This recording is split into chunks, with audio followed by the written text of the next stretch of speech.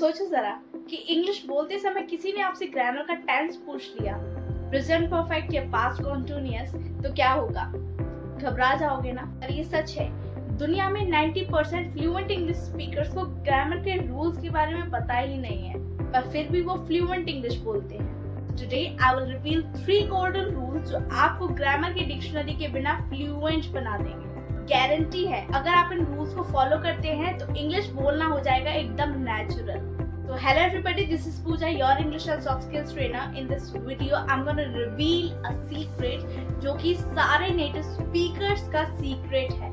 ठीक है, आज मैं आपको बताने वाली हूँ 3 गोल्डन रूल्स के बारे में जो सारे स्पीकर्स यूज करते हैं पर पता किसी को भी नहीं है। So watch this video till the end and don't miss a single part of this video. और हाँ, जो भी रूल्स मैं आपको बताने जा रही हूँ उन रूल्स को आपको डेफिनेटली फॉलो करने हैं 15 to 20 डेज और रिजल्ट आप खुद देखने वाले हैं। That's my promise to you.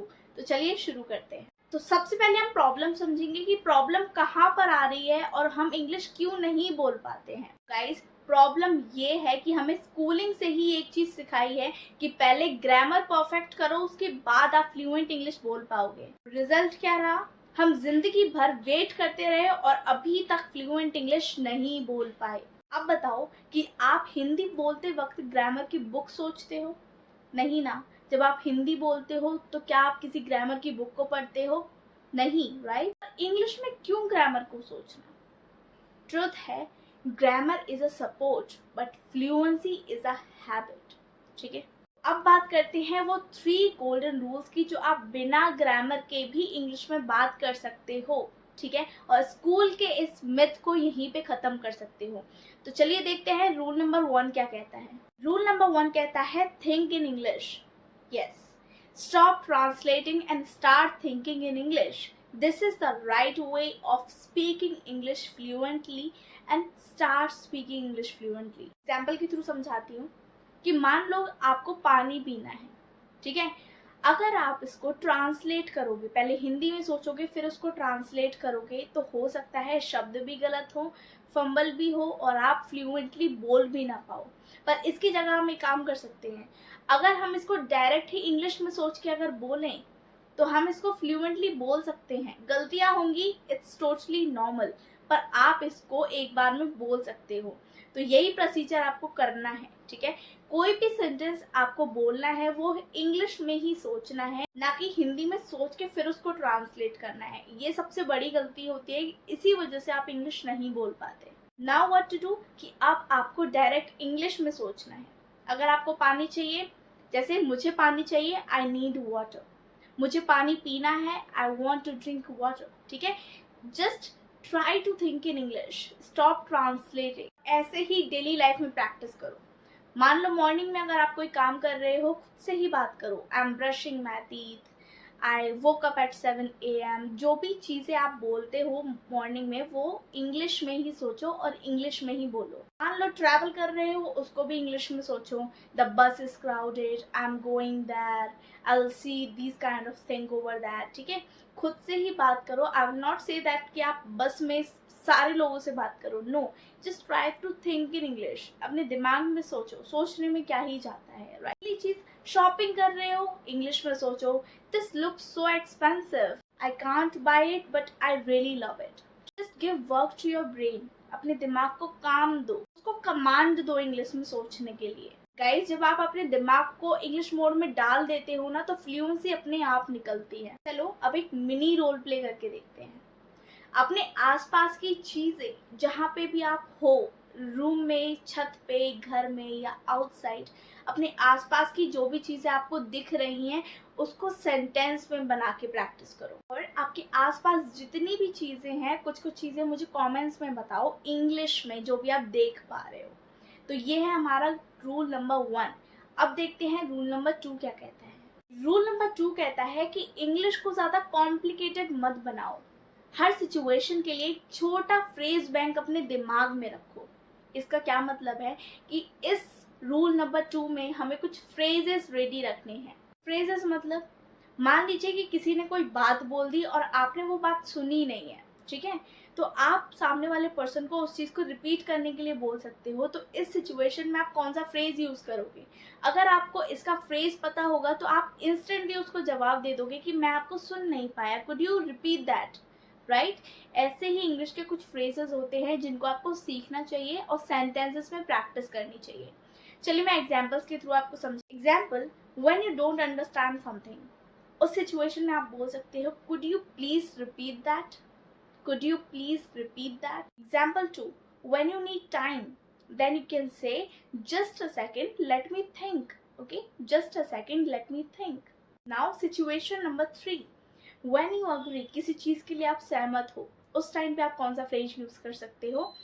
That is that's so true या फिर exactly, ठीक है। ये भी फ्रेजेस होते हैं जो कि आपको प्रैक्टिस करने चाहिए अपनी डे टू डे लाइफ में if you want fluency. Next situation है when you disagree. अब किसी चीज के लिए हम सहमत नहीं है, उसको हम डायरेक्ट रूड वे में नहीं बोल सकते। इसके लिए एक पोलाइट फ्रेज है। आप पोलाइटली कह सकते हैं I see your point but I feel. Okay, I see your point but I feel.